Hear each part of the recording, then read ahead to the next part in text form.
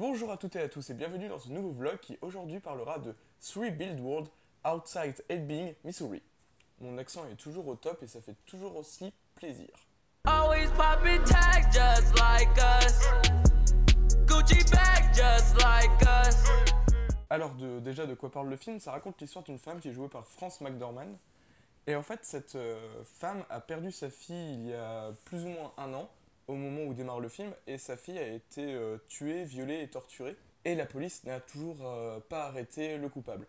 Du coup, ce qu'elle décide de faire, c'est de louer 3 panneaux publicitaires à la sortie de la ville où elle placarde des messages pour interpeller la police et dire aux gens que la police n'a toujours rien fait pour élucider l'affaire.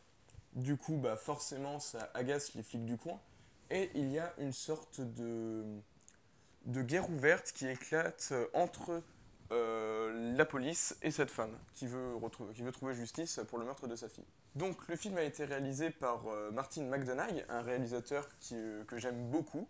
Et bah, vous devez le connaître si vous regardez mes vidéos avec assiduité, parce que j'ai consacré un épisode de Cinemax à son film Bon baiser de Bruges il y a plus ou moins un an. Du coup, si vous avez envie d'en savoir plus sur ce réalisateur, foncez voir le Cinemax et foncez voir ses films aussi parce que c'est des putains de bons films. Du coup, Martin McDonagh, c'est un réalisateur qui a commencé au théâtre en tant que metteur en scène et qui ensuite s'est lancé dans le cinéma avec ses 2 premiers films, Bon baiser de Bruges et 7 psychopathes. Et du coup, là, Three Billboards est son 3e film à être sorti à l'heure d'aujourd'hui. C'est un réalisateur que j'aime beaucoup parce que je trouve qu'il est très décalé et très original dans sa manière de montrer les choses.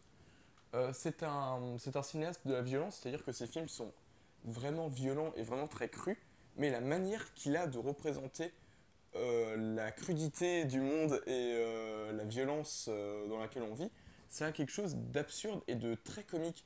C'est un réalisateur qui est aussi très très drôle et qui a fait des films qui m'ont fait mourir de rire, genre Bon baiser de Bruges, vraiment j'étais plié de rire devant. Pareil pour Les 7 psychopathes. Du coup, c'est pour ça que j'aime beaucoup. C'est un réalisateur qui a une approche très originale de son sujet. Et là, dans Three Billboards, j'ai remarqué beaucoup de changements par rapport à ce qu'il faisait avant. Et je sais pas si c'est parce que je m'attendais à autre chose, mais ça m'a plutôt déçu. Alors déjà, ce qu'on peut dire, c'est qu'il traite toujours les mêmes thèmes. Du coup, ça n'a pas changé. On retrouve la réflexion sur le suicide qu'il avait entamé dans Bon baiser de Bruges et l'idée de rédemption toujours qu'il a développée dans Bon baiser de Bruges. Du coup, il a toujours les mêmes thèmes. Mais par contre, la manière de traiter son sujet et de traiter son film, c'est pas du tout la même approche que dans ses 2 précédentes productions. Sa manière de traiter les choses est beaucoup plus sérieuse et beaucoup plus réaliste que ce qu'il faisait avant. Je trouve qu'on a un peu perdu, voire même carrément perdu, tout le côté absurde des situations qu'il dépeignait avant. Genre dans 7 psychopathes, ça part d'un kidnapping de chiens. Genre les personnages se retrouvent poursuivis par un parrain de la mafia parce qu'ils ont kidnappé un chien.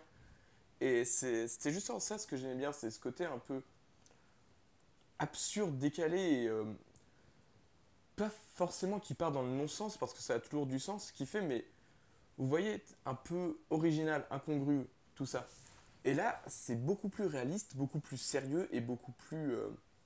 Ouais, c'est ça, beaucoup plus sérieux et beaucoup moins drôle, beaucoup moins absurde que ce qu'il faisait avant. Et c'est peut-être pour ça que le film m'a un peu déçu parce que je m'attendais à retrouver la même patte qu'il y avait dans Bon baiser de Bruges et 7 psychopathes. Et cette patte, je l'ai pas forcément retrouvée dans le film. Ce qui fait la force de Martin McDonagh, je trouve que c'est surtout ses personnages.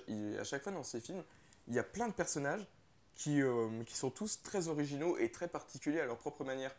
Vous avez pu le voir si vous avez regardé la vidéo sur Bon baiser de Bruges, ou mieux si vous avez vu le film Bon baiser de Bruges. Les personnages, ils sont tous particuliers, ils ont tous un truc qui les rend uniques et qui fait qu'on n'a pas forcément l'habitude de voir des personnages comme ça au cinéma. Et ici, il n'y a qu'un seul personnage dans le film qui est un peu particulier et un peu dans la même veine que ce que faisait McDonagh avant.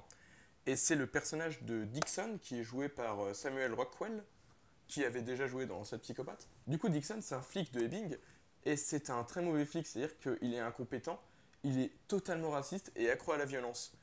Et c'est typiquement le genre de personnage que montrait McDonagh avant, c'est-à-dire un personnage un peu débile. Et parce que Dixon est carrément con. Hein. On va pas se mentir, il est con. Et tout le comique du film, parce qu'il y a quand même du comique dans Three Billboards, même s'il est beaucoup plus sérieux que ce que faisait McDonagh avant, tout le comique passe par ce personnage. Et c'est très drôle, je veux dire, Dixon m'a fait taper de grosses barres pendant le film, mais il n'y a pas autant d'humour qu'il y avait avant. C'est peut-être pour ça que j'ai été déçu, justement, parce que je m'attendais vraiment à voir un film à la fois très bien réalisé, avec de super thèmes, avec des thèmes très bien développés et tout, mais aussi très drôle. Et là, les thèmes sont toujours très bien développés et tout ça, mais le film est beaucoup moins drôle que ce à quoi je m'attendais. Un autre truc que j'ai trouvé un peu bizarre dans le film, c'est le scénario. Le film a été nommé dans la catégorie meilleur scénario aux Golden Globes, il a pas reçu le prix, mais franchement, s'il l'avait reçu, j'aurais trouvé ça un peu abusé, parce qu'en fait, je trouve que le scénario, il est bizarrement foutu.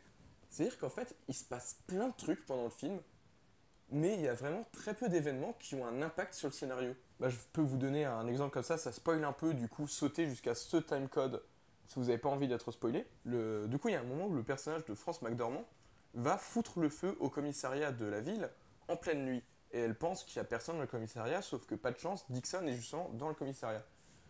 Dixon en sort totalement brûlé, il est vraiment grièvement blessé et il a frôlé de peu la mort. Et dans la dernière scène du film, on a, on a Dixon et la femme qui sont dans une voiture et la femme dit à Dixon, bon bah faut que je t'avoue un truc mec, c'est moi qui t'ai immolé, c'est à cause de moi que t'as pris feu et que t'as frôlé de peu la mort. Et Dixon la regarde et lui fait, bah franchement qui d'autre aurait pu foutre le feu au commissariat, je savais que c'était toi. Et le film coupe et s'arrête à ce moment-là.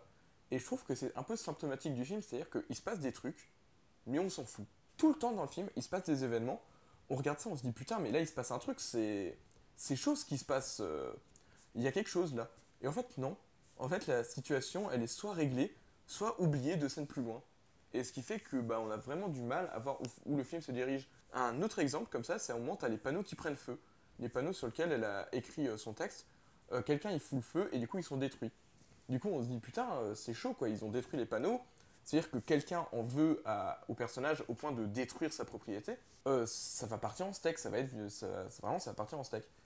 Et en fait non, parce que 2-3 scènes plus loin les panneaux sont réparés, et de nouveau 2-3 scènes plus loin on apprend que c'est l'ex-mari de la femme qui a brûlé les panneaux, et la femme réagit en lui disant bah m'en fous. Et c'est un peu ça le credo du film, on pourrait dire c'est m'en fous.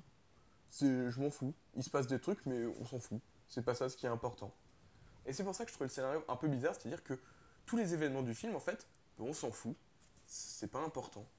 Pour finir cette critique qui, pour le moment, est assez négative, je voudrais citer 2-3 points positifs sur le film. Déjà, les acteurs sont excellents. Tous. On peut parler de France McDormand ou de Samuel Rockwell, qui ont tous les deux gagné un Golden Globe pour leur interprétation, donc meilleure actrice dans un film dramatique pour France McDormand, il me semble, et meilleur acteur dans un second rôle pour Sam Rockwell. C'est totalement mérité, franchement, ils sont excellents dans leurs rôles respectifs. Woody Harrelson non plus n'est pas en reste, parce que Woody Harrelson est de nouveau dans le film, il avait déjà collaboré avec McDonagh sur Ce Psychopathe, et là il est de retour.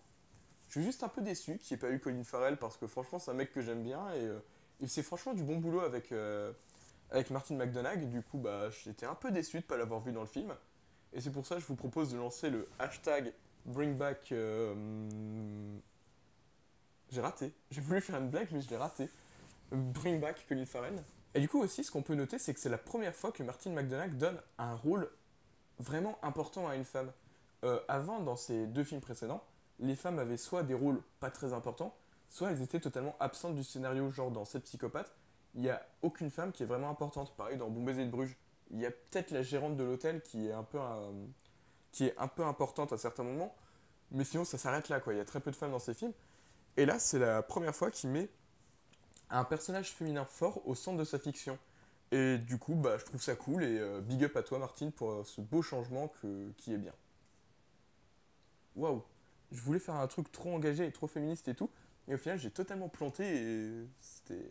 Bravo Victor. Franchement, tu gères, t'es un vrai critique professionnel, ça fait plaisir. Et du coup, ouais, c'est un super bon film, c'est juste que je l'ai pas apprécié à sa juste valeur parce que je m'attendais pas à ça.